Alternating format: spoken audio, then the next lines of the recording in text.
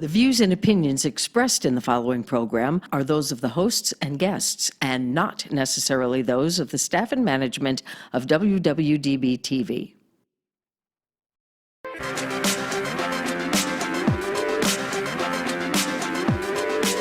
Whether she's walking the red carpet or doing interviews, you'll find her with celebrities and all the latest news.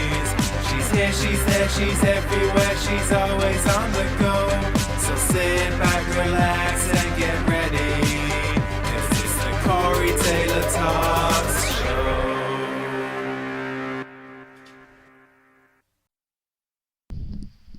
Hello, everybody, and welcome to Corey Taylor Talks, live from Las Vegas, the #1 teen talk show. I am here with the one and only Mr. Bill Mosley.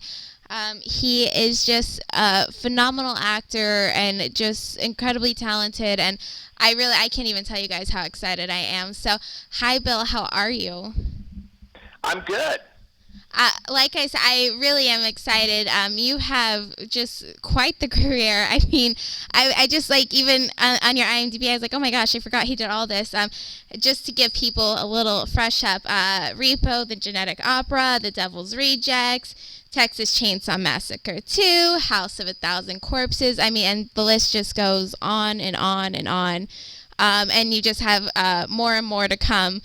So I have to ask, how is it having such a phenomenal career and being such a huge icon to so many different people?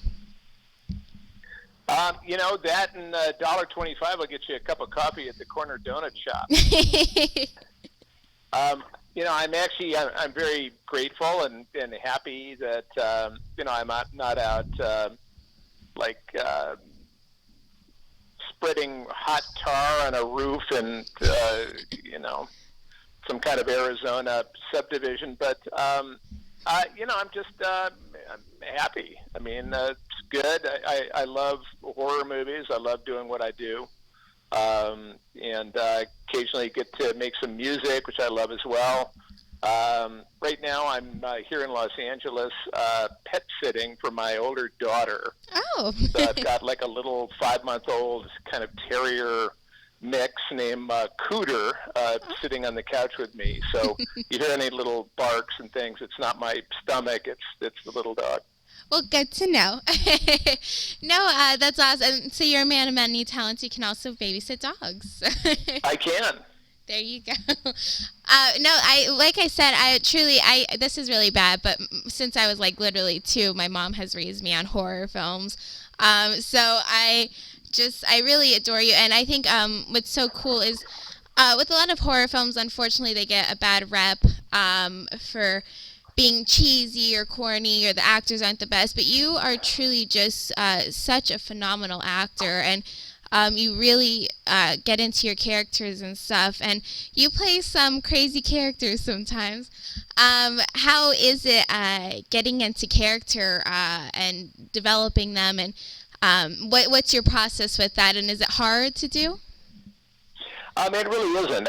What I do is I just read the script a bunch of times, usually 3 or 4 times through, just to get the general landscape of the movie, get the story, get the relationships, you know, who's who and who am I killing or who am I running from, and just generally, you know, get the general idea of it.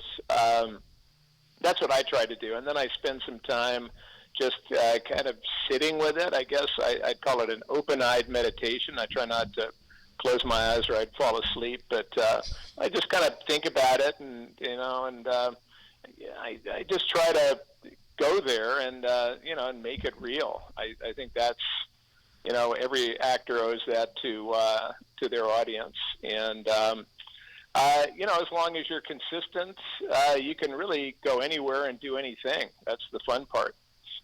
For me, you know, I have, you know, 2 daughters. I'm a married man. So it's really good when I play especially crazy, violent, sick, and depraved characters that I leave that at work and don't bring that home with me. Good. So I guess I'm not exactly method. In other words, I don't become although, with Chop Top, I think I was Chop Top for about 8 weeks there in the summer of '86 back in Austin, Texas. But with, for instance, with Otis Driftwood, I'm driving back from the set for both, for all three, for House of a Thousand Corpses, Devil's Rejects, and now Three from Hell. And you really don't want to bring Otis home to the family, because that can be, a little, it can be a little dangerous.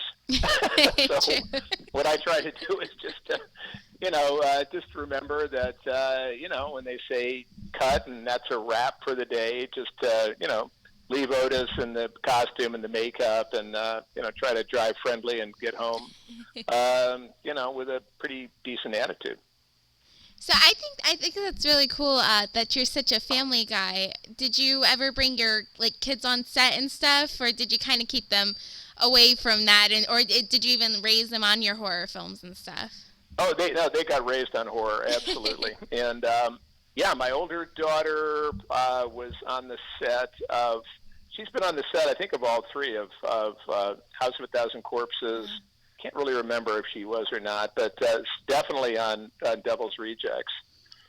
And she also, I think she must have come to House of a Thousand Corpses because I was with her and her little buddy. I think they were both 13 when I emceed a horror award show over at Universal Studios here in Los Angeles in Burbank, California. And I emceed this little award show as Chop Top, my character from Chainsaw 2, and I actually had a makeup guy make me up as Chop Top, and I did it in character, basically introducing, Universal people to get their little demon awards, and one of the award recipients was Rob Zombie, and I don't know if I would have been there or been as enthusiastic about it. Had it not been for my older daughter, who was a big fan of Rob and Hellbelly Deluxe. I mean, she was the one that turned me on to it. So that was how I met Rob and got the offer to play Otis in the first place. So, and then when we just did Three from Hell, which is coming out in early 2019, and that was earlier this year, both daughters showed up. And really had a great time on the set. Got to see me do, horrible stuff to people. So that was good. Always good. And it just reminds them not to mess with that. So that's, although that they mess with me all the time. So I'm just kind of kidding about that. There you go. No, that's really cool. I'd say so. How was it working with Rob Zombie then? And I think that's really cool that your daughter actually kind of turned you on to him. How was that working with him? That was great.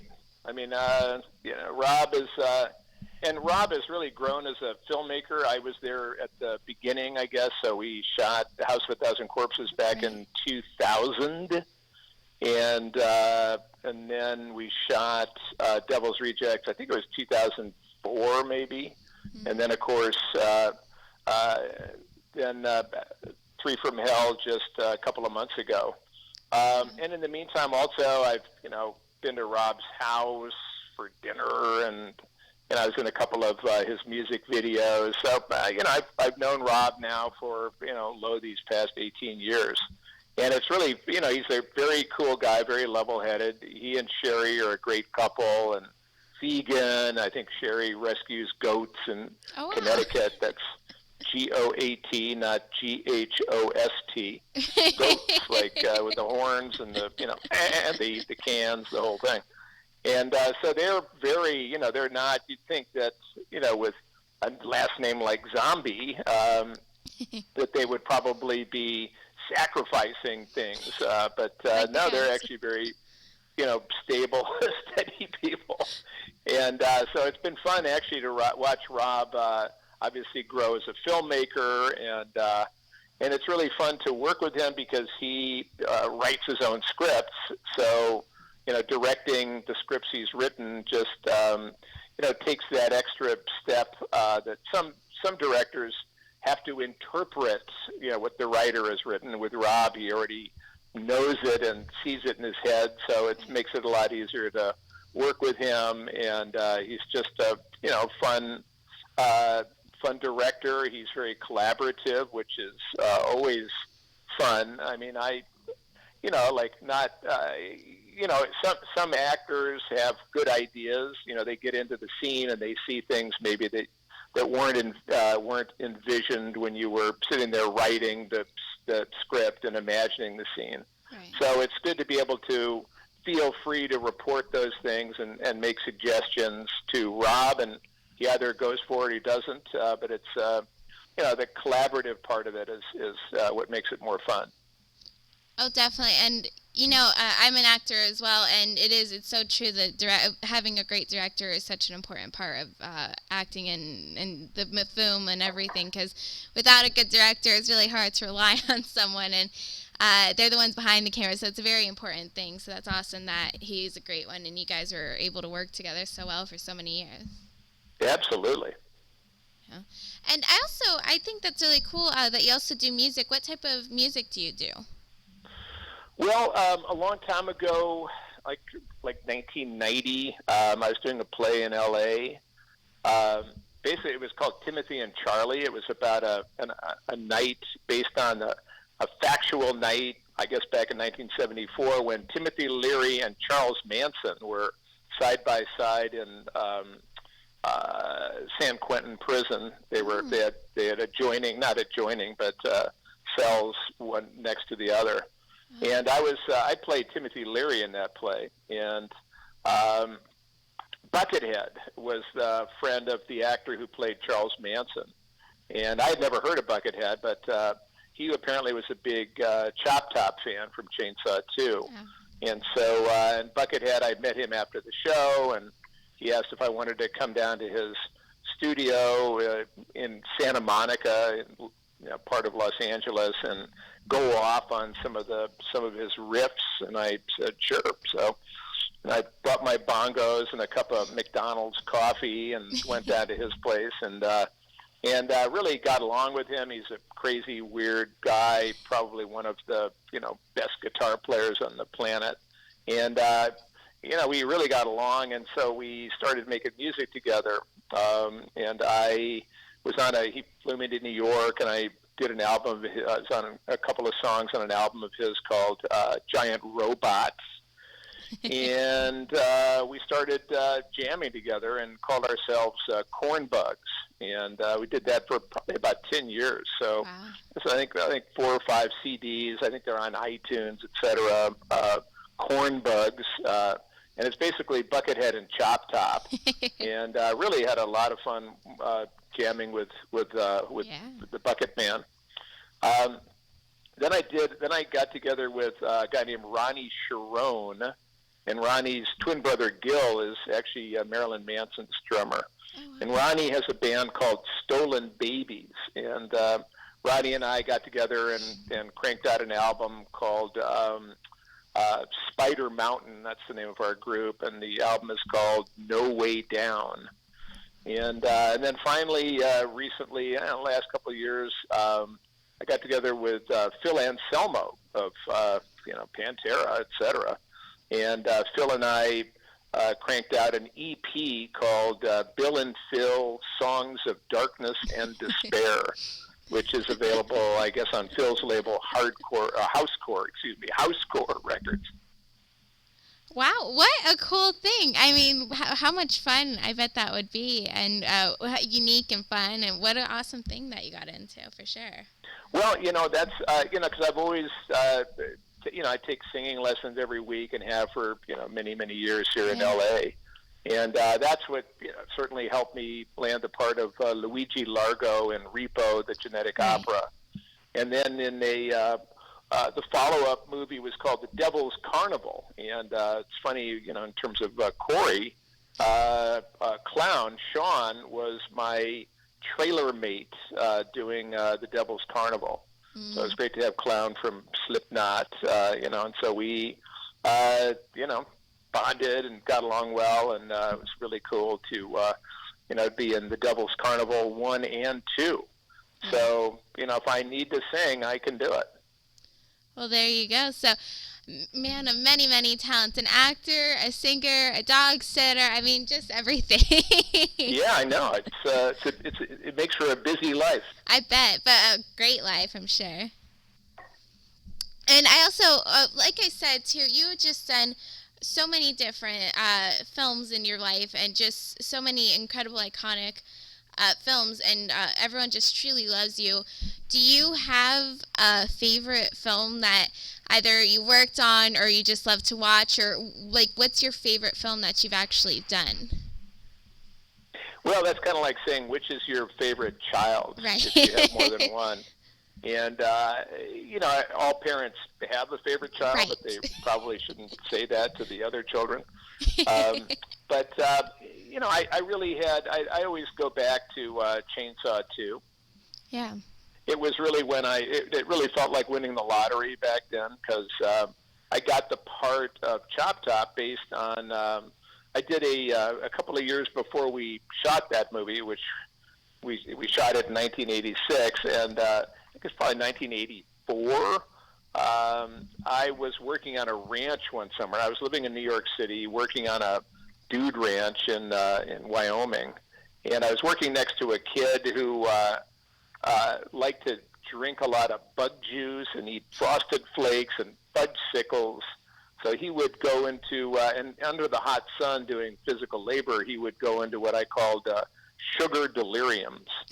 And he would just start, singing snippets of songs, radio commercials, jingles, just doing these voices and just being like a psycho. Right.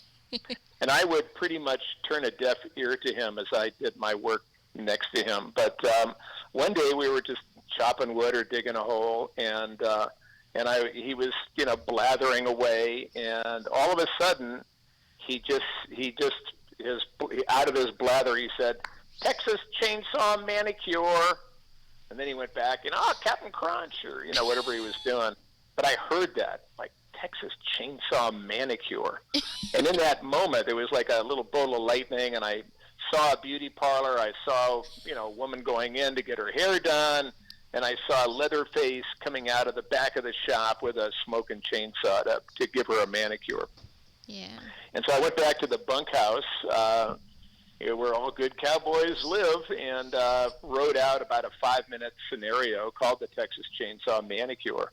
And I came back to New York where I was living, and I, scratched up some cash, and we rented a beauty parlor on Staten Island and got camera and, got some big bouncer from one of the hot nightclubs to put on the Leatherface mask and carry a chainsaw, and we shot the Texas Chainsaw Manicure. And I gave myself, since I wrote it and produced it, I gave myself a cameo, about 20 seconds, as one of the characters from the original Chainsaw, the hitchhiker. And I'm, my wife goes in, she gets her hair done, she, asks for a manicure. Leatherface comes out with a smoking saw, starts sawing her fingers as she's sitting under the dryer. She's freaking out, and she passes out as she's sawing on her hands. And the beautician brings her back, pats her on the cheek and kind of says, "Are you okay?" And she comes out of her faint, and she's like, no. And she looks down at her fingers, and she's got a perfect manicure. Oh, there you go. And so she's very happy. So she goes out to the truck where I am waiting for her, and she shows me her manicure, and she goes, "Look, honey, I got the best manicure ever." And I look up, and I've got a big wine mark on my cheek. I'm looking like Ed Neal from the Hitchhiker from Chainsaw, the original Chainsaw. And I look up and I go, "Hey, that's great, honey. We should celebrate with some head cheese." And and I actually had a chunk of head cheese. And anyway, that was all on this little 5-minute film.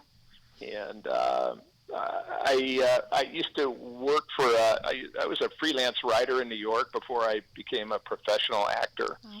And I was sent out to Los Angeles on a junket, again, back in '84, to cover the making of 2010, the Space Odyssey sequel, and from the omniscience, point of view. And when I was out there, I had dinner with my old an old buddy of mine who with whom I had gone to high school, and my buddy and his writing partner had just written Who Framed Roger Rabbit, a really cool movie, and so he was a hot writer at the time, and I brought a copy of the Chainsaw Manicure to dinner with my friend and his wife, and showed him the manicure after dinner. And my friend said, "Oh my God, man, this is great. My partner and I have an office across the hall from Tobe Hooper, who was the director of the Chainsaw Massacre. Wow. And why don't you leave me this VHS tape, and I'll walk it into his office tomorrow and show it to him." So I said, "Great, that'd be awesome." So he did. Toby watched it. Toby loved it. My friend also gave me Toby's home number, told me to call him in about a week, so I did that, and talked to Toby and identified myself as the guy that made the Chainsaw Manicure. And Toby said, "Hey, that's great, Bill. I love the manicure." He said, "Now, who played the hitchhiker?" And I said, "Well, that was me." And he said, "Well, if I ever do a sequel, I'll keep you in mind." Wow. So 2 years went by. I never heard anything. I never thought a second thought about it. And phone rang one night. It was the screenwriter of Chainsaw 2. He wanted to send me a copy of the script. He did. I took a look at the character Chop Top. And the next call I got was from the Canon Films legal department asking if I had an agent or if I wanted to negotiate my own contract. So I had met an agent at a Christmas party a couple months earlier and turned it over to her, and she called him back, and they were serious. They wanted to hire me as Chop Top. Wow. And so I never did audition or anything. They just gave me the part based on that little 20-second cameo a couple years earlier. And that was the beginning of this amazing career, which is now, I think that was about 32 years ago, if my math is right. Wow. And, I'm still cranking along, so it was pretty good.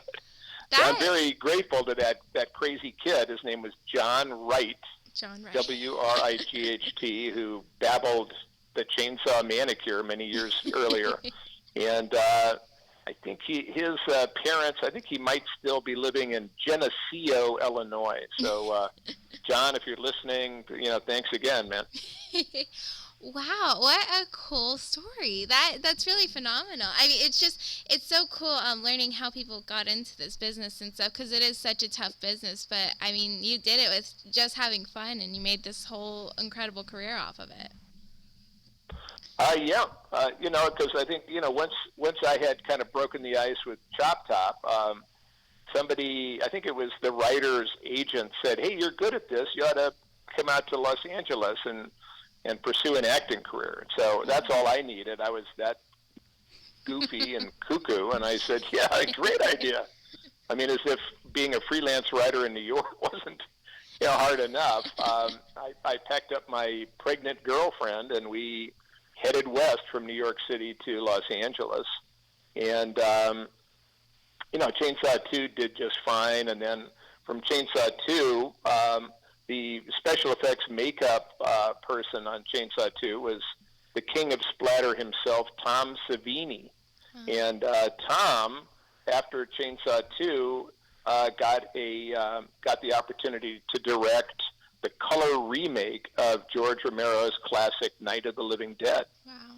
And Tom wanted me to play Johnny, which is a cameo, but a noteworthy one, where at the beginning of the movie, my sister Barbara and I are in the cemetery. We're visiting our mother's grave, and I'm goofing on her. Yeah. And that's when I say, "They're coming to get you, Barbara." And that was a classic line, originally uttered by Russ Streiner, who the original Johnny. So I did that for Tom Savini, who did a great job directing that movie. And, that kind of just got me going with, the horror community, I guess you'd call it. And I've done other kinds of movies. I did a Clint Eastwood movie called Pink Cadillac. I did a Disney movie called White Fang with a young Ethan Hawke. Oh, wow. So, I do all kinds of stuff. I even did Days of Our Lives, that TV soap opera, Right. as a nerd coroner called Joel with thick glasses and a funny nerd accent. That's So I get around.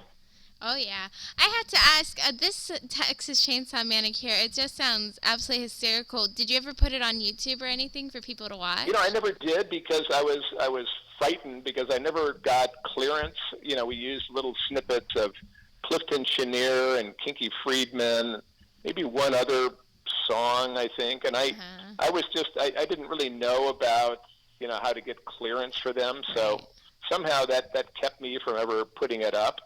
But I've got it. It's like gathering dust in my closet shelf. Well, I think they'd be okay with you putting it out there because I think people would absolutely love to see that. That just sounds awesome, and it started your whole career basically. It really did. It was that moment where I woke up. I got to Staten Island from Manhattan, and I just spent the whole day, working on the manicure. I went into a lot of debt for me just to try to do post-production on it. I took it around. I tried to sell it to Saturday Night Live. They didn't want it. There was another kind of a competitive comedy show called Fridays back then on ABC, and they didn't want it because it was made with videotape, not film, and so nobody really wanted it. So I brought it along as because I loved it, and I'm just so grateful to my buddy Peter. His name is Peter Seaman, believe it or not, and I was so grateful to him for liking it first of all, and then suggesting that he just happened to have this office across from Toby Hooper, and suggesting that he walk it into Toby, and he gave me Toby's number, which apparently he wasn't supposed to have. All of those things. There were so many little chances along the way where that could certainly as easily have not have happened.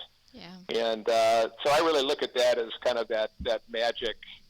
It was like the magic key that kind of opened up this amazing career. Oh, definitely. And what a career you have, and just like you said, keep on going, and so many things still in production and stuff. I mean, you deserve it completely because you're so incredibly talented, and it's a rare thing for sure. But you should be proud. Well, I'm just a happy guy doing what I like to do. I think that's really what it comes down to. And I think, when you do what you like to do, that fires up your imagination, gives you more energy. I think that's the key to it. Yeah. And I had to say, I know you have such an incredible fan base and everything, and I think it's such a cool thing to be able to get to know the people a little more. So I'm going to ask you a few questions, just quick questions just to get to know you a little bit more. Does that sound good with you? Yeah. All right, cool. So if you could have dinner with anybody, dead or alive, who would it be and why? I really, I think I'd probably have dinner with my dad. He's no longer with us. He actually turned 99. He would have turned 99 on October 21st. Oh, wow. Because he died before I could really tap into his parenting skills and his adult advice. Yeah. So I think I would probably want to have dinner with him and just compare notes. Yeah. Oh, that'd be cool. Very cool. And what is one thing nobody knows about you?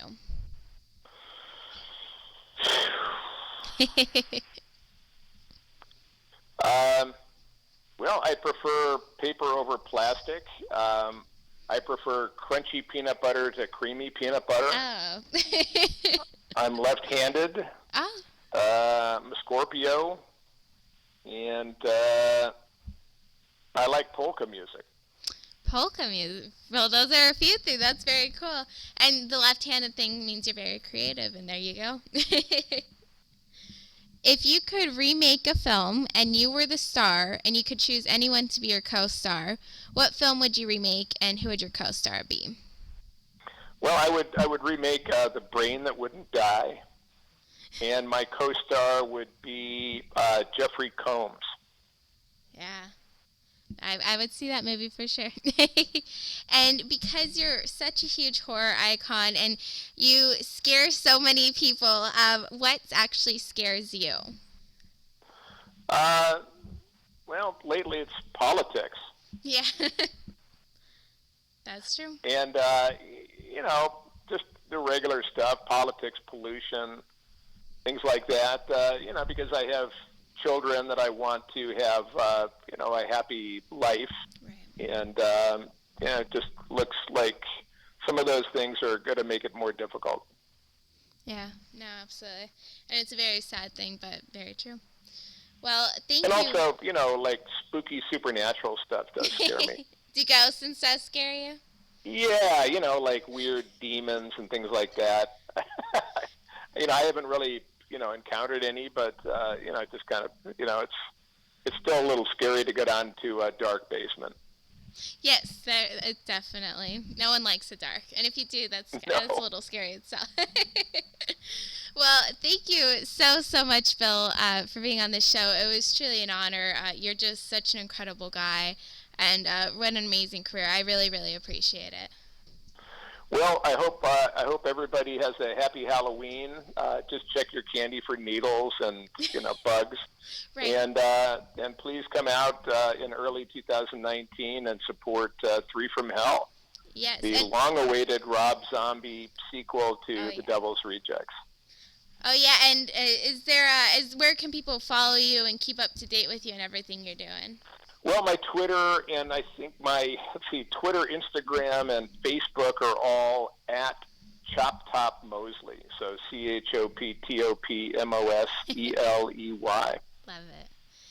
And I have a website which is called Chop Tops BBQ. So ChopTopsBBQ.com. What a cool thing. I love it. How unique. Just like you.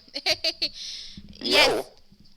Yes, I just had to tell you, a lot of people are messaging in and saying that please put the Texas Chainsaw Manicure on the internet. We have a lot of people messaging us this right now, so I think it's something you had to figure it out because we just have a ton of people talking about it. All right, well, I'll have to figure out how to upload it. I have some old equipment, but I may well do that because, it's... I think it would be a real treat for the fans because it's cool too. Definitely. Not just it's not just shaky. It's like it's good. Definitely. Well, thank you so much, if Bill. Clifton Chenier wants to come after me and Kinky Friedman, then we'll work something out. Yes. Well, thank you really so much, Bill. And if you ever come to Vegas, we'd love to have you actually in studio and everything. I think it'd be great.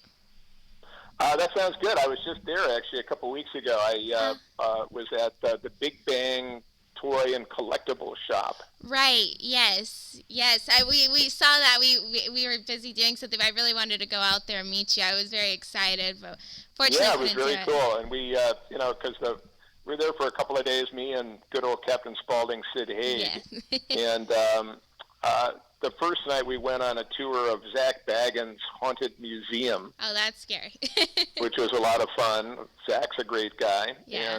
And then the next night, that was a Friday night, and the Saturday night I have a buddy named Zeke Zabrowski who is the stage manager for Penn and Teller. Oh wow. Over at the Rio Hotel Rio, and so we got a wonderful got some nice seats and saw the Penn and Teller show.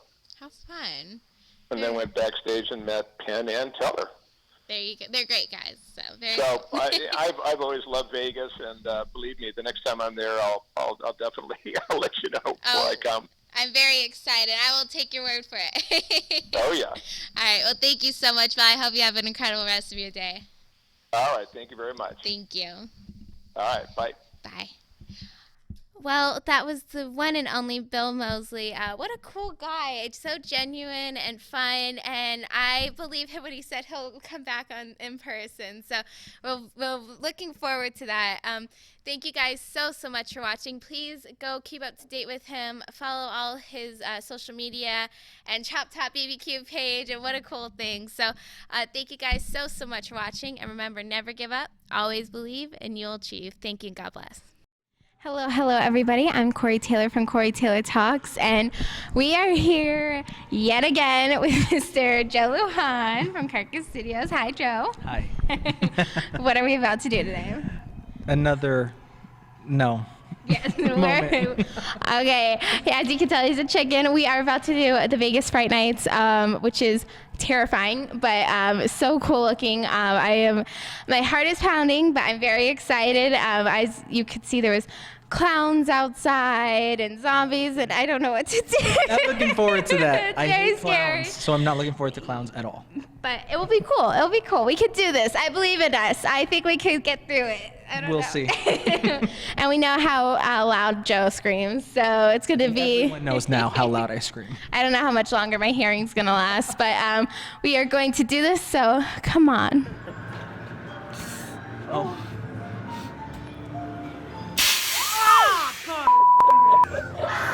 Not expecting to... Corey, you're too far from me. You're too far.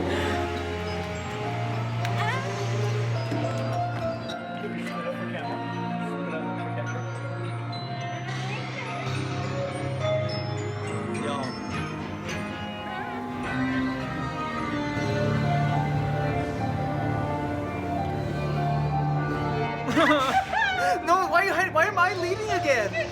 Oh, I don't like this. Oh no, there's a door. There's a door. There's a door.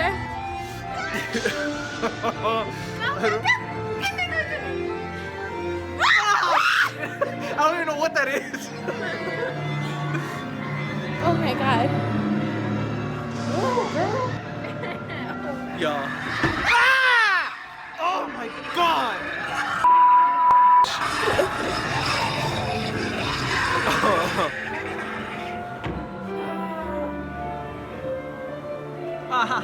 No, Corey. Girl,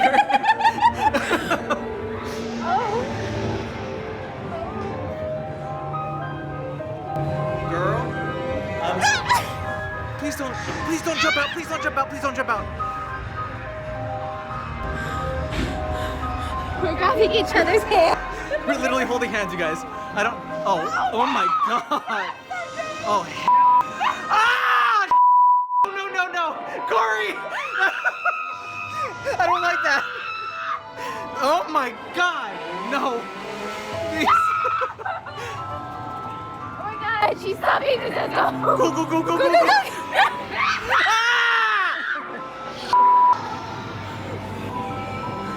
Okay, I don't know if it came the wrong way, you guys. No! Oh yeah, wait, this way. Right? Ah!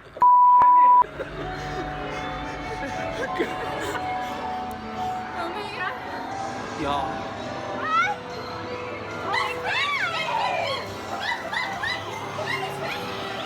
Oh god. Here we go. Whoa. Oh no.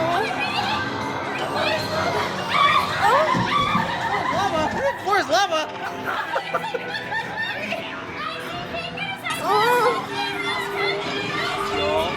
I don't like this, but this is really cool though. It's really scary.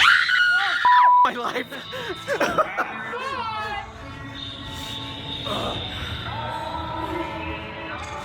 It's like two.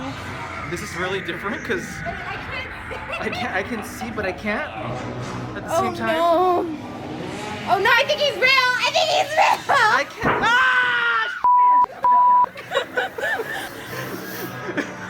I don't know what's real and what's not. I have no idea what's real and what's not.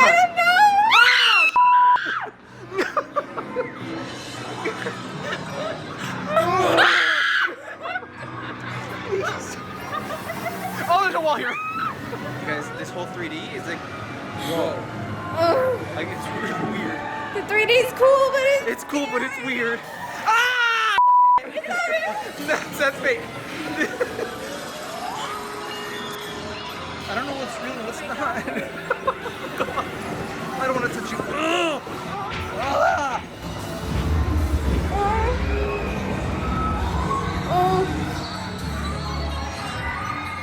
This is like trippy.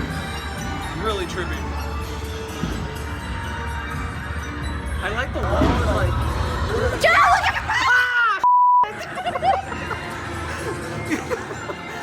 I'm, Keep going. Keep going. Oh. I'm over here focused on the walls. I know. What are you doing with your life? This way.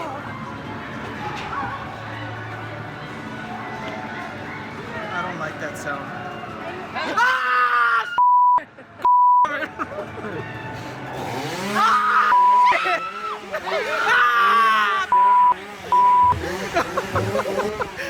Oh my god. No. Hi guys. Oh my gosh. No. We did it. That was not, it was fun, but no. You did it. You did it. My throat is hurting. I know. Oh my gosh, I can barely talk, but it was so cool. I'm just out of words. It was so cool. You guys definitely have to check this out. This is, yeah, it's really cool. And we did it together. We were more close this time. We did split up at one point. We split up a little bit. We but did. We did as best as we could. It was very hard to see what was real and what was fake. Oh my gosh, especially very with tough. the 3D one. Yeah. But that was so really cool. There was a so time cool. where I was distracted with the walls. Yes. I didn't know there was someone standing in front of me. Yes. But that it was awesome. was. Please go check out Vegas Fright Nights. Like I said before, they're connected to Opportunity Village, but they are separate. So if you don't want to go through Halloween and go through the actual park, you can just go to here. You can get your tickets online, super cheap. Get them online for a better discount. But you can more than welcome get them at the door too. So, so cool, so scary, but amazing. It was just unbelievable and awesome. So thank you, Jill, for doing this with me again. Thank you. But no, thank you. Hello, everybody, and welcome to Corey Taylor Talks, live from Las Vegas, the #1 teen talk show. I am very excited for my guest today. He is just such an awesome guy, and he has so many things coming up. I have the one and only Mr. George Cameron Romero with us today. So, hi, George. How are you? I'm good. How are you doing? I am very good, and like I said, I just think you're awesome, and all your thank you films so you much. have, and I saw your IMDb too. You have just a bazillion more coming, and I think you're just incredible. So I'm very excited to have you on. Thank you. I'm happy to be here talking to you. Yes. So why don't we get right into it? People absolutely they love you and everything, and I think a lot of people supported you, especially because of your father.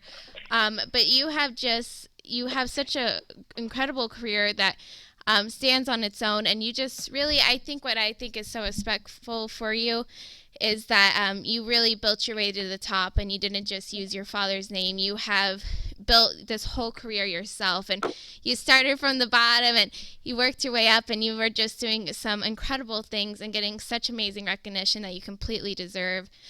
So how is it being a director and producer and everything? How was it starting from the beginning to now, because you just have a phenomenal career? Well, thank you very much. It means a lot to me. You have such nice things to say. I think I need to get a copy of this recording and play it in a meeting. It's been an interesting road, you know.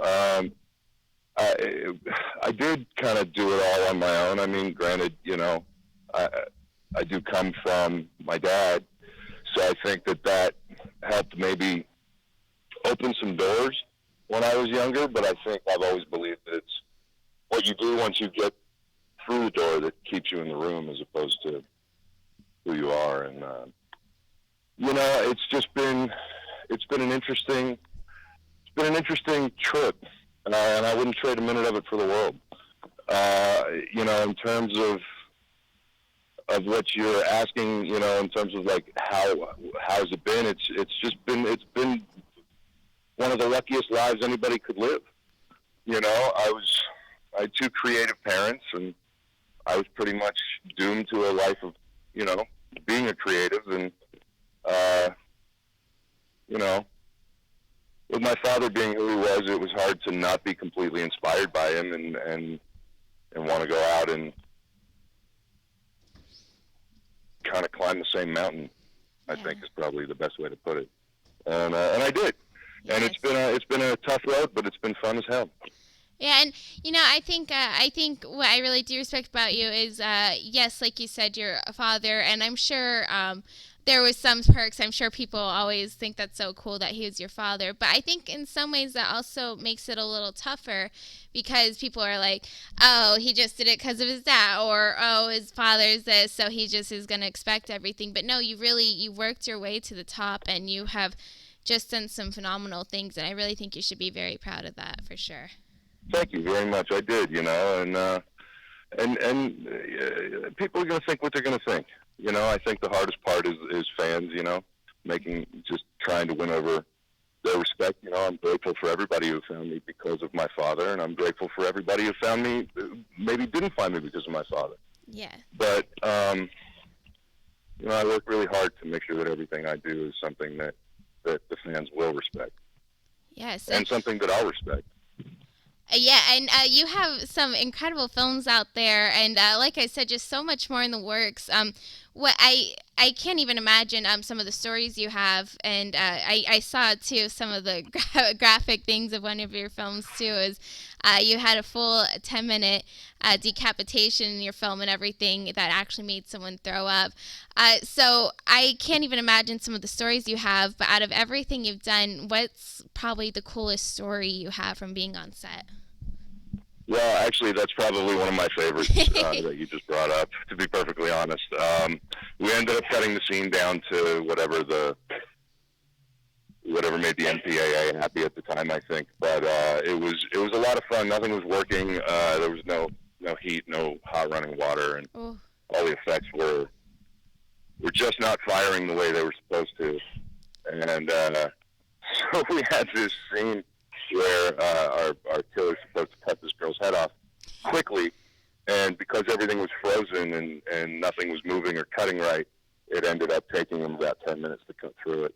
And we just kept pumping blood and switching everything over at the last second. It just looked so graphic that we had a guy working on the camera crew who he was living in the monitor at the time watching everything. And I looked over at him at one point, and he was just turning whiter and whiter and paler, and finally he just, as soon as I yelled cut, he just let it all go. That was probably one of my favorite stories. Definitely. Well, I think that shows how talented you guys were. And, I think, too, film, I don't even think people realize how tough it is. And no matter what your budget is or anything, it's a very tough thing, and nothing works right when you're trying to get the shot. So I think the struggle might have even helped you guys, and you guys pushed through and made someone throw up, which is always a plus. I think that happens. I think that happens a lot. I think some of the greatest moments in film history probably were born from mistakes or something not working out the way it should. And there comes a point where you just kind of have to say, this is as good as we're going to get, and let's pray to the film gods and wear cameras and see what happens. And, more times than not, it's kind of like when you study for a test and you think you're going to fail it, and then you go in and you ace it. It's kind of the same thing, because you get everybody freaking out when one thing goes wrong, but everybody's so prepared for it that it just kind of, when there's an immediate need for a solution, everybody drops the stress and figures it out, and we make it work. Yeah. And I think it seems to be mostly that your heart's kind of in horror. What made you choose horror and go that route? And do you like to go other places, or is horror kind of your main focus? I've been moving more away from the gore stuff. Yeah. It's a lot of fun. I'll always love it. And it was a great place to learn, and a great place to start, and a great place to come up. And, I've been a horror fan my whole life, aside from the obvious reasons. And, there's just there's such a place for it in my heart. I don't think I'll ever, leave it. But I am kind of looking at a different aspect of it now that I think is sort of underserved in the horror realm right now. And I'm moving toward more of a psychological type horror, that I think was also inspired by my father. Yeah. Excuse me. You know, people ask me all the time what I think was the scariest thing about his creatures. And for me it was, and I think for a lot of other people, it was the fact that it could be anybody. Yeah. It could be your kid, your neighbor, your mailman. It could be anybody that you knew. And there's something deeply psychologically unsettling about that. And that's kind of what I've latched onto, is going after sort of that kind of unsettling emotion with all of my work. Yeah. So something familiar and terrifying. And that's sort of the focus of a lot of the things that I'm working on now. Yeah, I think that's a really good way to put it, is even though maybe it's not realistic, it's more like you could see that happening, and it could be anybody, and I think that is a good way to put it, and it does make it puts you way more on the edge of your seat all the time, which is great. Yeah, that's my goal, is, you know, I'd like to mess with people's minds a little bit more than, you know, we all love all the blood and guts, and it's a lot of fun, but I'd like to do something truly upsetting.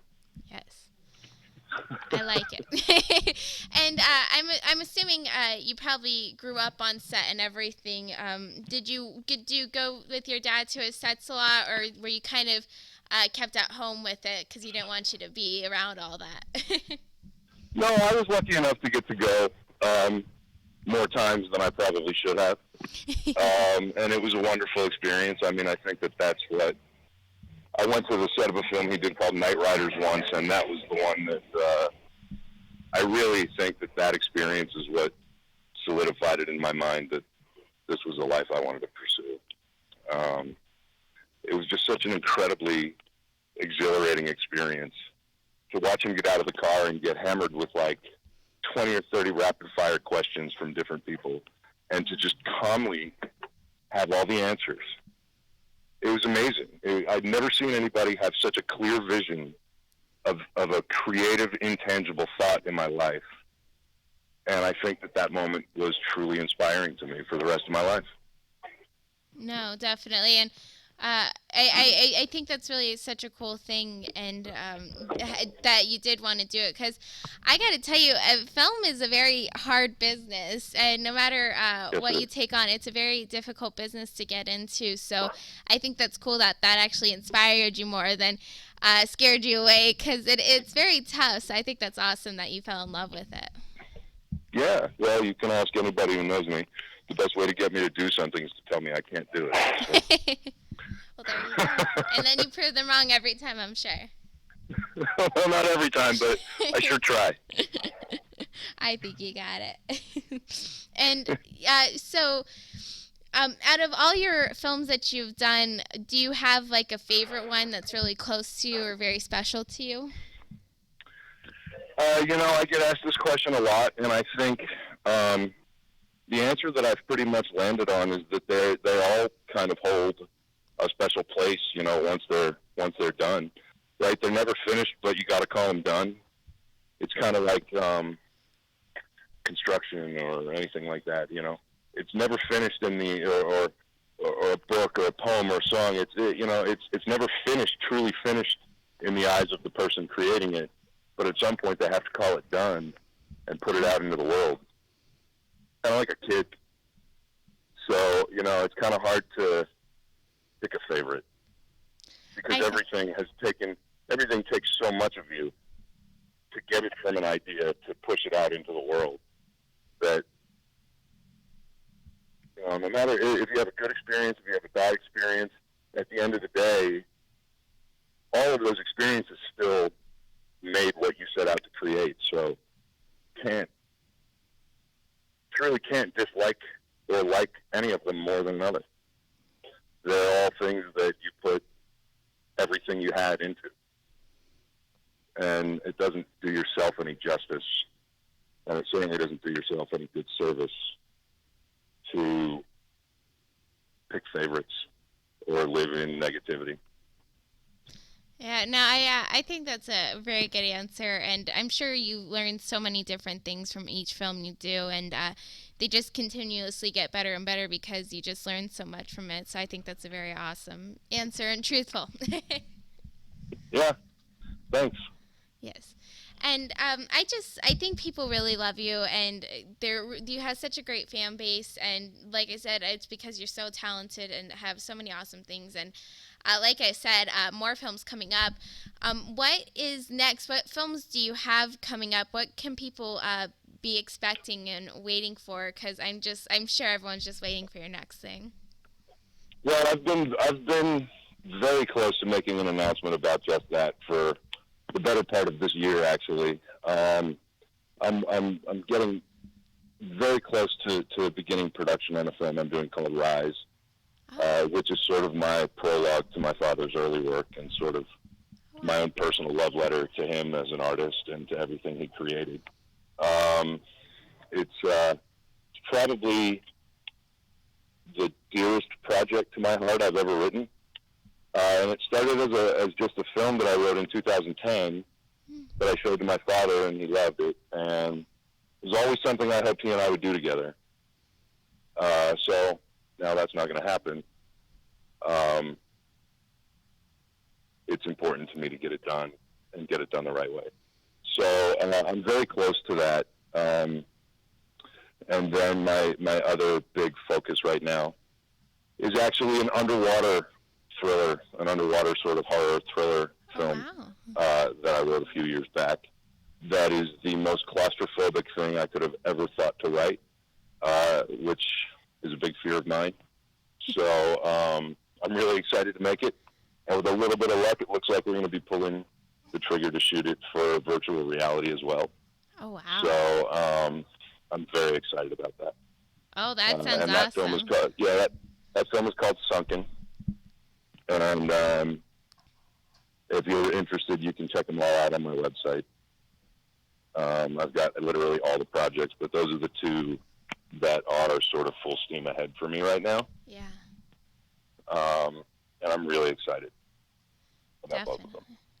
No, that's very cool, and I can't even imagine how difficult it is going to be shooting underwater, but I'm sure very rewarding because that'll be such a unique thing and very rarely done. Oh, it's going to be terrifying. I'm going to be terrified every day at work, and I'm okay with that. Yes, because it'll all be worth it in the end, definitely. Exactly. Yeah. And also, I do have to say, even though your father can't be with you today, I'm sure he'll be with you when you're filming Rise, because that sounds like such an awesome thing. And if he loved it, then I'm sure he'll be with you there, even though not physically. I'm sure he will be with you. I'm sure I can't even imagine any other way. I think he'll definitely be very proud of you. I hope so, and I'm sure that everybody on the cast and crew will help invoke him. Yeah, no, I'm sure he's just so proud of everything you've done, and even while he was here, everything you've accomplished, and you've just gone so much up and farther, and you have so many things coming your way, and really, I think it's so cool, and you're very talented. Well, thank you very much. That means the world to me, actually. Yeah. And I had to ask you, people always want to get to know celebrities a little better, and your fans want to know you a little more personally. So I'm going to ask you a few questions just to get to know you a little better. Is that okay with you? Yeah, sure. Okay, all right. So if you could have dinner with anybody, dead or alive, who would it be and why? Oh, jeez. It should be like these.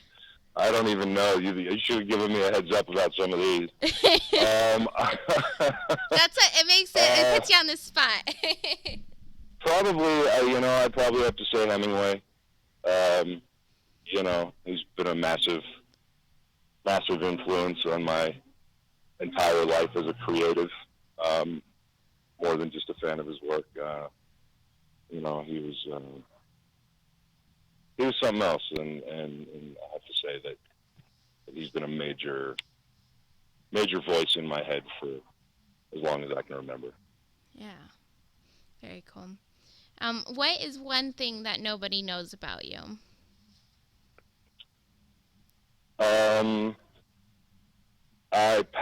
time between projects by making furniture to stay sane. Oh, wow. That is interesting. Is that I can't even imagine how much work that is. Is that another little passion you have? Yeah, it's fun. My grandfather on my mother's side of the family was a master craftsman and Wow. taught me all this stuff when I was young, so I stay sane by designing and building furniture. I could use you to decorate my house. What a cool thing. That is very interesting. I'm sure people are very amused by that. That's very cool. Good for you. And a lot of work. I can't even imagine how much work that is, but very cool. It's fun. I'm actually at the lumber yard right now looking at picking up some lumber to make some furniture. Oh, wow. So. Awesome. What's the best advice you've ever been given? Let's see.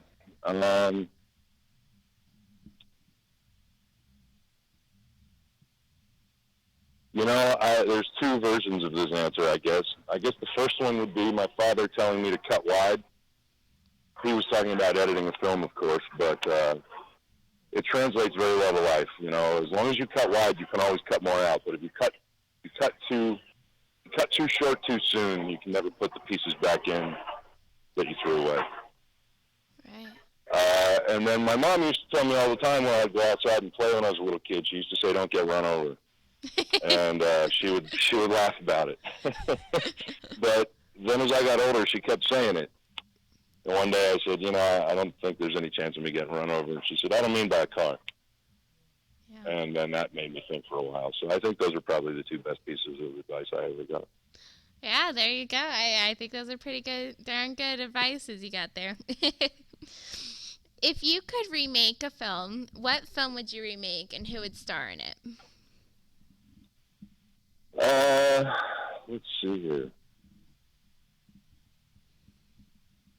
I think if I had the choice to remake any film, I would probably want to take a look at Night Riders, my father's Night Riders. Yeah. For a lot of reasons. Number one, it was my first real set experience with him that I remember. Number two, I think it's a great story and a great film. And number three, I'd love a chance to kind of do him right again by doing that. In terms of who would star in it, I have no idea. Sometimes that's not even up to us anymore. Well, as long as you remake it. And maybe I could star in it, just saying. Putting it out. Well, come on out. We'll find a spot. There you go. And because you are such a horror icon and so big in the horror film community, what actually scares you?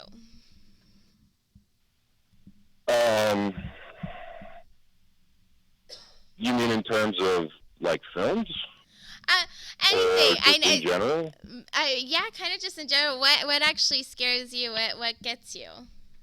I'm sure not a lot. Drowning, absolutely. Drowning. That's why I am making this underwater thing. That's why I wrote it. It's one of my biggest fears. That and dying like a stupid death. Like tripping and falling and landing on like a nail or something. I gotta say, I don't think this underwater movie is the best idea. but that's very cool. You're facing your fears, and that's always an important thing, right? Absolutely. Nothing great ever happened inside a comfort zone. That's true. Well, I'm very excited about those films coming up, and truly, thank you so much for being on. Where can people follow you and keep up to date with you? Because I can't even imagine how much more you have coming up and all your ideas. Well, thank you very much again. Thanks for having me on. The best place to look for everything is RomeroPictures.com. It's my production company's primary website. You can find all the social links and everything on there. But we do a pretty good job of keeping Romero Pictures up to date, and we link to everything that people might want to know from there as well. Yeah. Well, truly, thank you so much, George, for being on. You're such an awesome guy, and I really thank you so much. And if you ever come to Vegas, we'd love to have you in studio, too. Thank you very much. I appreciate the time and the interest. Yeah, well, thank you so much. Have a great day. You too. All right, and that was the one and only Mr. George Cameron Romero. What a cool guy, so down to earth, and I just can't wait to see everything he has coming up. So thank you guys so much for watching. Have a happy Halloween, and remember, never give up, always believe, and you'll achieve. Thank you, and God bless. Hello everyone. I'm Corey Taylor from Corey Taylor Talks. And oh my goodness, I am joined here with Carlos, who is very scary. Hi Carlos, how are you? Hello, how are you guys today? Terrified. That's how I'm doing. Terrified. That's good. I don't think that's so good, but I guess for what we're doing it is. So we are here actually at Vegas Fright Nights, which is such an awesome thing. We just went through it, and I'm still shaking from it, but it was so cool. Why don't you tell people a little bit about Vegas Fright Nights and the 2 haunted houses? So Vegas Fright Nights has 2 themes. It has a Nightmare Manor. You go through a house with different themes. There's a nursery, a library, wine cellar, and there's more. And then for the clown, it's in 3D, and there's clowns all over. So if you don't like clowns, don't come in. But I think most people that don't like clowns have been going in because they're a little curious, and they've loved it. That's it. Well, I want to talk about especially the clown. That's actually the first 3D haunted house I've ever been through, and especially with our series. That is such a cool and unique idea. What made you actually think of that? They wanted to think outside of the box, so my team decided to do something different, and we got in contact with someone that did something for us. They donated all the artwork, and it worked out for the best. Yeah, and it was phenomenal and terrifying, and it really got you all confused, which I think worked really well. Yes. But it was such an awesome thing. And what's also cool is even though it's connected to Opportunity Village, you actually don't have to go through the Halloween to go to it. So you could go through it yourself just with this, correct? Yes, if you guys don't want to attend the park itself, you guys can just buy the Vegas Fright Night tickets online and just come straight to the haunted house itself. Yeah, and where can people go and get the tickets? Because I know it's cheaper online, which is always a good thing. Yeah, go to opportunityvillage.org, and then you click onto the events calendar, and you can find the tickets on there online. Or Vegas Fright Nights at Facebook or Instagram. Yeah, and like I said, it was such an incredible haunted houses. Both of them were just truly unique, and the Nightmare Manor was also, the set was so detailed and cool. And the second I walked in and saw the wallpaper, I was like, oh no, we are in for a heck of a ride. So, but it was awesome. I'm glad you enjoyed it. Oh, we loved it, and as you can hear from the video, Joe, my partner, screamed his head off, so. Yeah, I tried to get you guys a couple times in there. Oh, you definitely did. As I think people will see. But it was awesome. Well, thank you so much, Carlos. Why don't you once again go over where people can come and buy the tickets? On opportunityvillage.org, and you can find us on Facebook and Instagram at Vegas Fright Nights. And please do, because it is so good and scary and terrifying, as you guys could tell. So thank you so much, Carlos. Thank you guys for having me. Hello, everybody, and welcome to Corey Taylor Talks, live from Las Vegas, the #1 teen talk show. I am very excited about my guest today. He is absolutely terrifying. He's actually a great guy underneath, but he has been scaring people for years and years now. He's some of the most iconic horror characters ever. So I have the one and only Mr. Kane Hodder with me. So hi, Kane, how are you? I'm doing great. How are you? I am excellent, and like I said, I'm very excited to have you on because you have just had quite the career and do so much stuff, and like you're so cool, and I mean it's insane all the things that you do, but it's awesome. So I'm very excited to have you on. Well, you know, I'm happy to be on. I've heard good things about the show, so just happy to be here. Oh, well, thank you very much. So let's get right into it.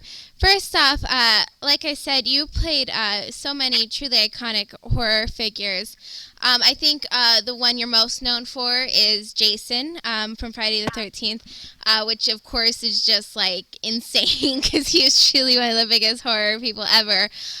So how is it being known for that, and how is it to play such iconic roles? Well, I mean, as you know, I started in the film business as a stuntman.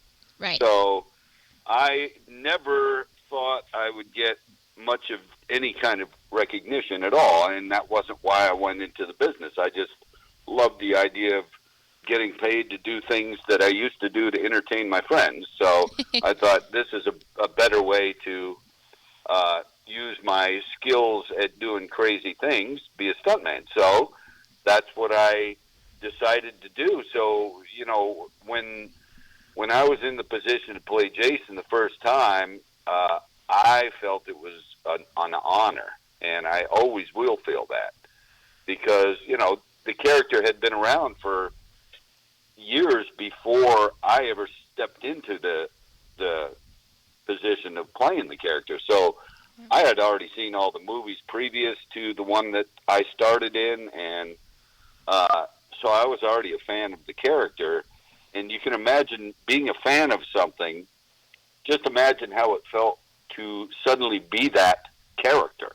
Yeah. You know, it was an incredible feeling, and I thought it's a big honor, and I have to do whatever I can to do my best and do this character justice. So that's what I did, and fortunately people responded to it and kept me going. Oh, absolutely. I was going to say, I really think you were just so incredible. And I think it's kind of important that you were a fan because then you were able to bring justice to the character and stuff. And I'm sure it's a scary thing to be put in such a role. But, I mean, you did amazing. And we're casting more and everything, and everyone did love you. So that's awesome. Yeah, I guess I'm pretty good at being scary. So I would suggest don't piss me off this evening. Uh-oh. I heard you loud and clear there. I'm not that far from Vegas, you know. Right, you're in Sparks, correct? Oh no, that's where I lived as a kid. I'm in L.A. Oh, okay. Well, then, yeah, you're not too far. That's a little scary. Yeah, next time in LA, I'll be watching over my shoulder the whole time. Well, I come to Vegas a lot to play poker too. So oh, awesome! I play in the World Series and stuff, so that's a lot of fun. Yes, and when you come back, you should totally be on the show too. When you come back here. Yeah, sure. Awesome. So now let's talk about everything else you've done. Because, I mean, you truly have just, like I said, such an incredible career.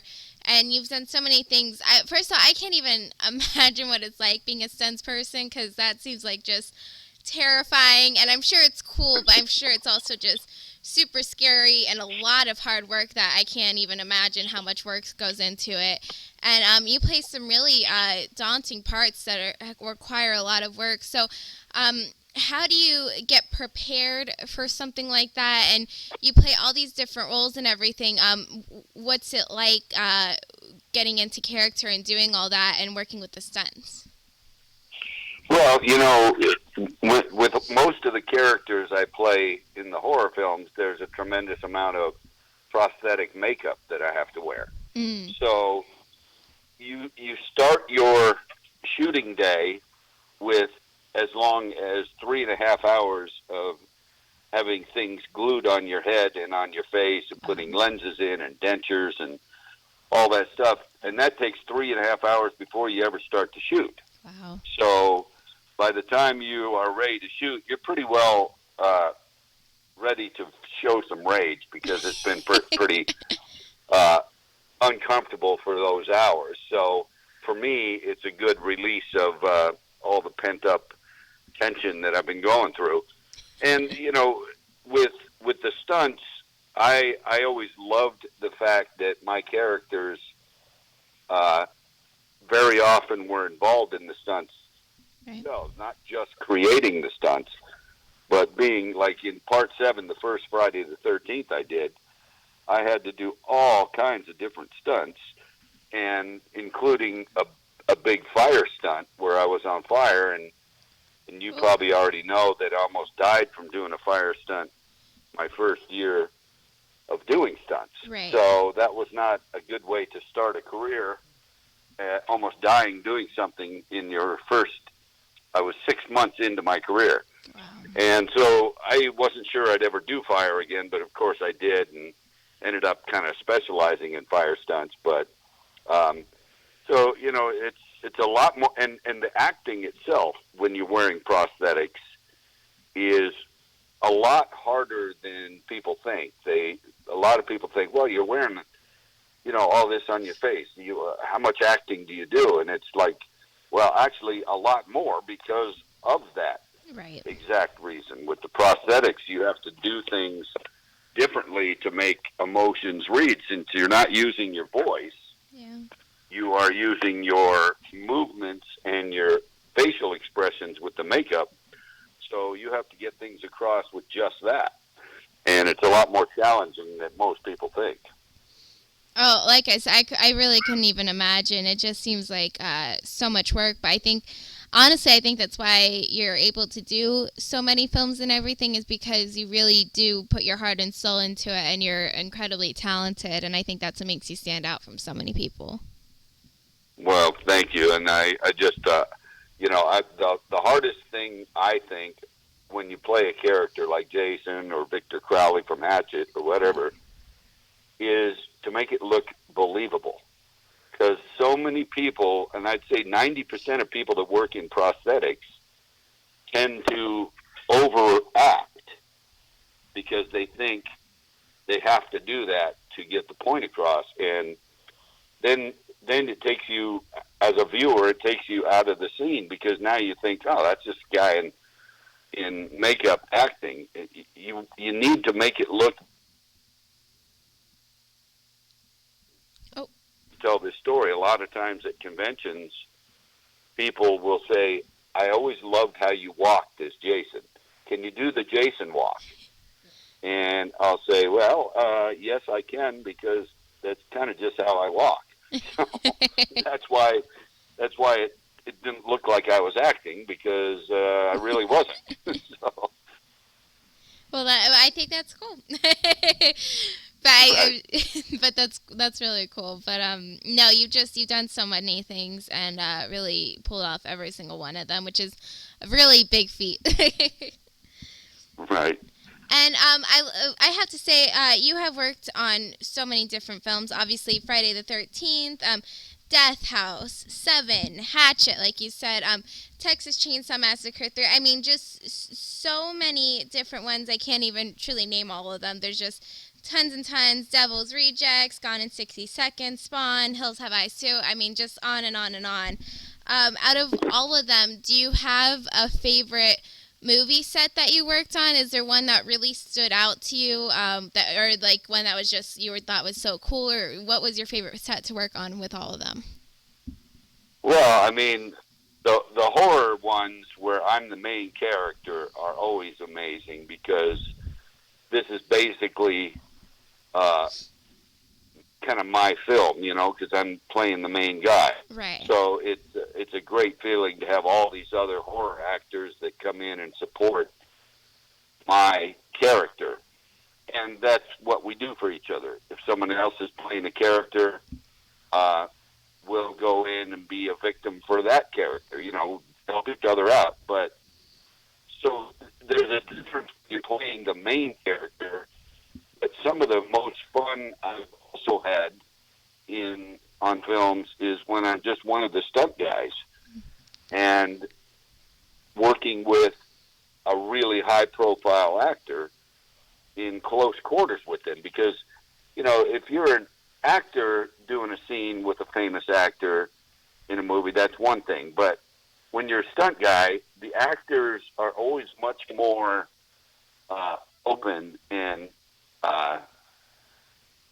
comfortable, I guess I would say, because we're just stunt people and we're trying to help them look good. So a big actor like a Will Smith or a Brad Pitt or something like I've worked with just appreciates the work we do, so they will just hang out with us on the set instead of with other people, because they feel more of a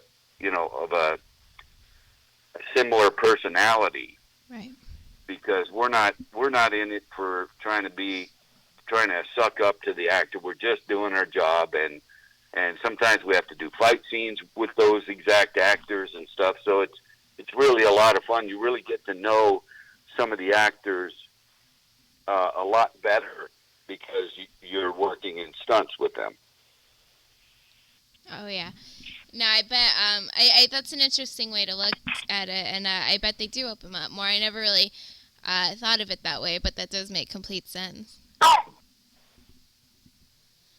Yeah. And then I want to talk a little bit about your documentary, To Hell and Back, the Kane Hodder story. I was just reading a little bit about it. What an amazing story you have. Can you tell people a little bit about the documentary? Well, yeah, it's just basically my life story, pretty much. And a lot of people can identify with a lot of things that happened in my life. Like I was bullied pretty badly when I was a young kid, in elementary school, and a lot of people deal with that. So to go through that, and then to have an injury that almost took my life and took me 6 months to recover from, getting burned, and then at 22 realizing that for the rest of my life I get to live with these scars now that everybody's going to stare at all the time whenever have my shirt off or something. So it's a humbling thing to realize that you're not such a infallible person, because sometimes when you do stunts, you do so many things, so many dangerous things successfully. Sometimes you get like a indestructible feeling to you. Nothing can go wrong, and then when it does, it's pretty humbling and hard to deal with. So I had the suicidal tendencies for a while because of what I was going through and everything, thinking, is this really worth it? So people identify with that, with the bullying, and then of course all the fun stuff with the career. So it's and I grew up in the South Pacific. All of my junior high and high school was in the Marshall Islands. So I graduated high school from a tiny island. So that in itself is an interesting story because it's not typical. Right. So that's basically what the documentary is. It's a kind of a capsule of my life, and it's getting very, very favorable response to it. So I'm happy about that. No, that's very cool. And like I said, I was just reading up on some of it, and I mean, truly so amazing, your story. And like you said, I think a lot of people can relate to it. Because my show, honestly, one of the whole reasons I started with my show was because of bullying and stuff, and we wanted to deal on the topic. And I think it's just such a horrible problem, and I don't care who you are, how perfect you are, how rich you are, how beautiful you are. I truly think in one way or another, everyone has been bullied in some sort of fashion, and it's just a horrific problem. But I think you're a really good guy to look at and see that you overcame it, and you've overcame so much stuff, and you have just this phenomenal career and have done such cool stuff your whole life. So I think that's a really cool thing.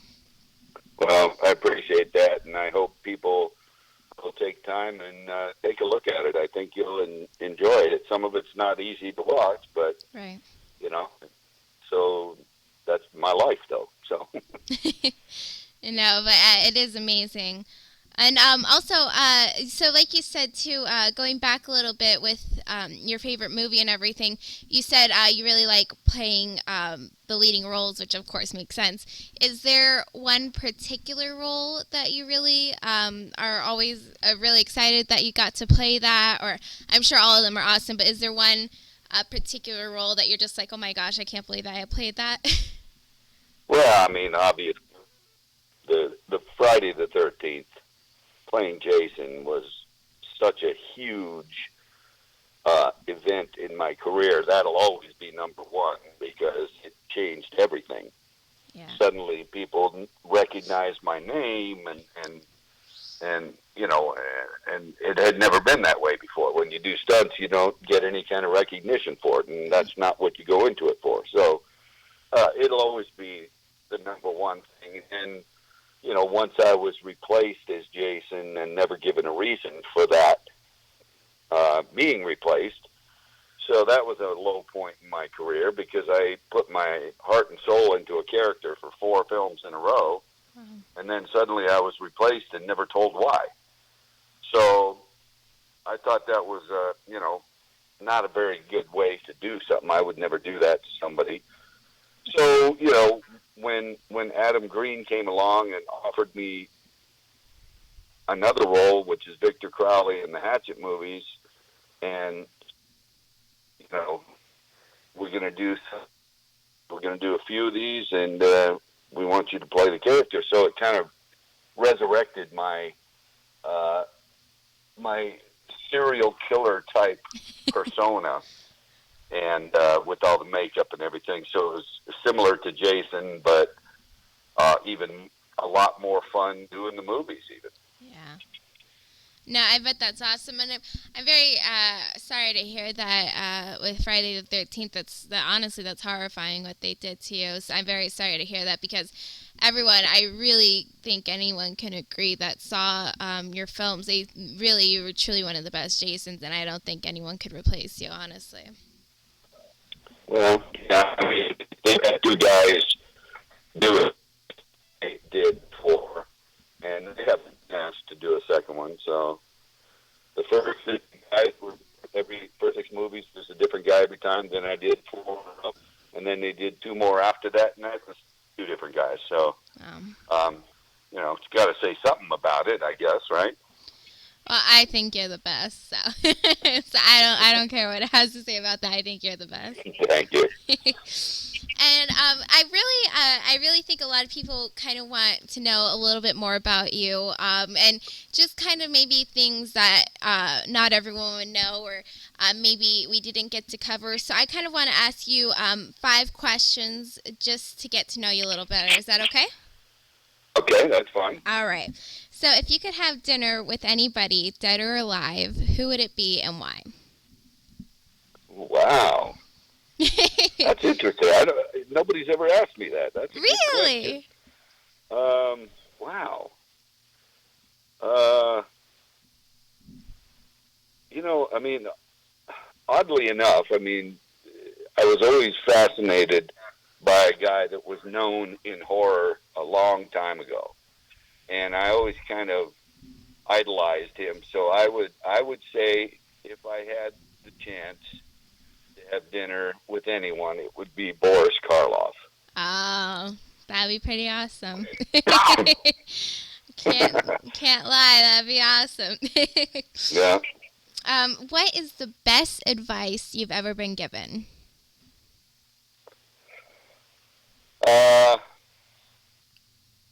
I would say, when I got burned, I thought maybe this wasn't the right career for me. I mean, here it is, 6 months into my professional stunt career, and I almost die. Right. So maybe I made the wrong choice. And I was sitting in the burn unit, getting better finally, and seeing the end coming so that I would get out fairly soon, but I still wasn't sure what I should do. And then somebody, what most of us do that have been burned, we go back and visit people that are in burn units currently, because we know how it feels. Right. When you're in a burn unit, you don't want to listen to anybody tell you what to expect unless they have burn scars on them. Then if they do, in your mind, you'll think, okay, this person knows, so I'm really going to listen to what they have to say.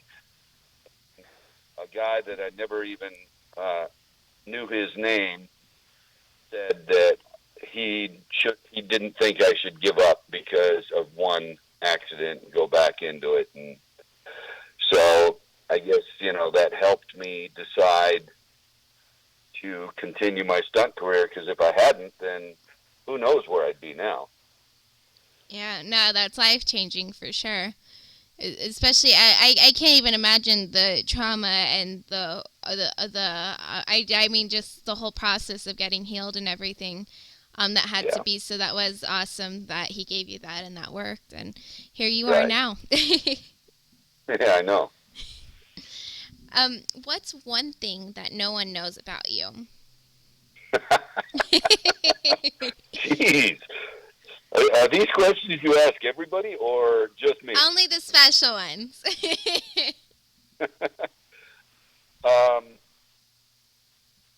Wow. I have an answer, but I don't want it to seem pompous. No. And it's not, I wouldn't say nobody knows it, but the vast majority of people don't know it about me. And it's that I once qualified for membership in the Mensa Society. Oh and my I gosh. don't know if you know what Mensa is. It's the International High IQ Association. Right. So I've always, it sounds bizarre, I know, but I've always loved taking IQ tests. Wow. It's actually enjoyable. So I did the supervised testing and qualified. I did not join because I wanted to prove it to myself. But that's one thing that people don't know. And now I'm going to sound like an ass for bringing it up. Probably. No, I think I would never get anywhere near Mensa. That is awesome. No, you should be proud of that. I would be bragging all the time. I wouldn't be hiding that at all. Right. Well, sometimes the people I work with, if I mention it, they don't even know what it is. So I'm like, okay, forget that. No, I am very impressed. Very, very, very impressed. I could have used you a lot in high school.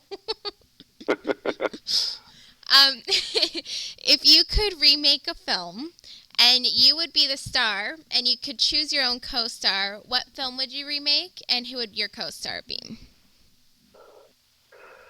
Oh, boy. So, I mean, the thing that comes to mind, and oddly enough, the movie is opening tonight, but it's already been remade. But I've always wanted to play Michael Myers in a Halloween film. And it would have been so amazing to play Michael in this film with Jamie Lee Curtis coming back. Yeah. I mean, it opens right now, so it's kind of useless to even bring it up, but that's something I had always wished I could do. I always wanted to play Michael because, it's similar in some ways as Jason, but I think I could do a completely different take on it and make him just terrifying, because I don't know if you know that I did several scenes as Leatherface in Texas Chainsaw Massacre 3 because I was the stunt coordinator, so I doubled R.A. Mihailov in a couple scenes, so I was Leatherface, and I did the one shot as Freddy in Jason Goes to Hell, technically, where Freddy's glove comes out of the ground and grabs the hockey mask. Oh. That was my hand wearing the Freddy glove. So wow. Technically played one shot as Freddy. So the only one I'm missing is Michael. Well, it can get there. I had to say, I think you would be an incredible Michael Myers. I think it's awesome that they brought back one of the original guys who actually played Michael Myers for this film. Right, However, right. I always said, like, Michael, I don't know, I always pictured him, like, a lot bigger than he is. You know what I mean? He seems, he's tall, but he just seems more thin and stuff. And Michael's, he's the boogeyman, so I think you would play a perfect Michael Myers, personally. Yeah, I would love to. And it was so brilliant that they brought Jamie Lee back for this one. It's going to make the movie way more successful, so. No, I think it's going to be awesome. So I'm sure you're going to see it soon, too. Oh, yeah. And then final question about getting to know you a little more better. So obviously you play all these amazing horror characters and are just in a million different horror things, but what actually scares you? Oh, boy. See, that's I mean, that's a tough one. because, you know, when you're in stunts, none of the normal things scare you. You know, none of heights and all that stuff. You get used to it doing stunts. And, you know, creatures and stuff, I've always loved snakes and tarantulas and stuff like that. So that kind of stuff doesn't bother me. But if you want a real answer and not some clever, lighthearted thing, I would say the only thing that truly terrifies me is Alzheimer's.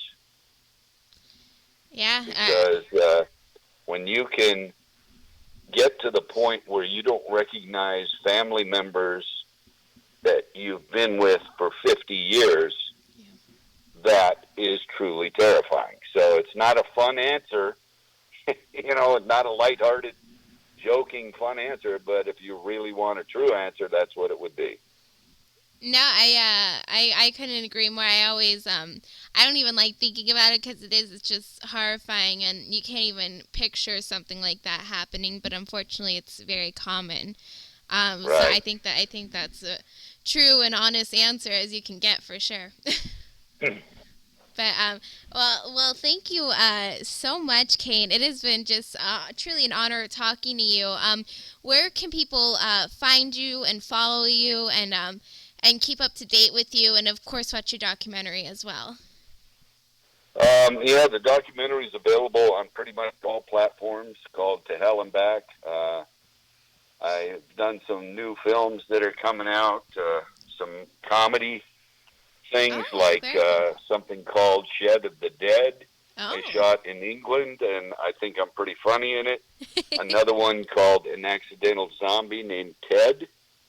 That is really getting good response, and I'm attempting humor in that one as well, and I've gotten a good response from the humor. So, so that's good. I did a movie with the Impractical Jokers this summer, so that'll be coming out at some point soon. And you know, just keep an eye out for when I'm in the area doing a convention. I'd love to meet everybody and come out and say hello. Yes.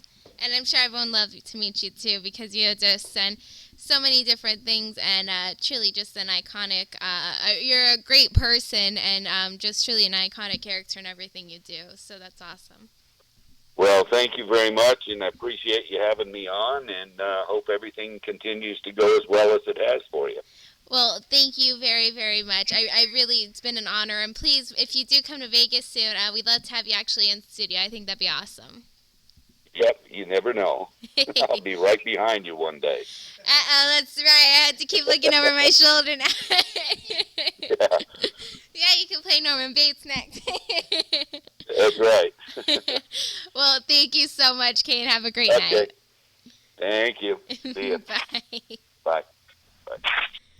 Well, that was the one and only Mr. Kane Hoddard. What a cool guy. As you guys could tell, just an amazing person. Has overcome so much and is just so strong and incredible and talented. So really an honor having him on. So thank you guys so much for watching, and we'll see you next week. Have a great day, and remember, never give up, always believe, and you'll achieve. Thank you, and God bless.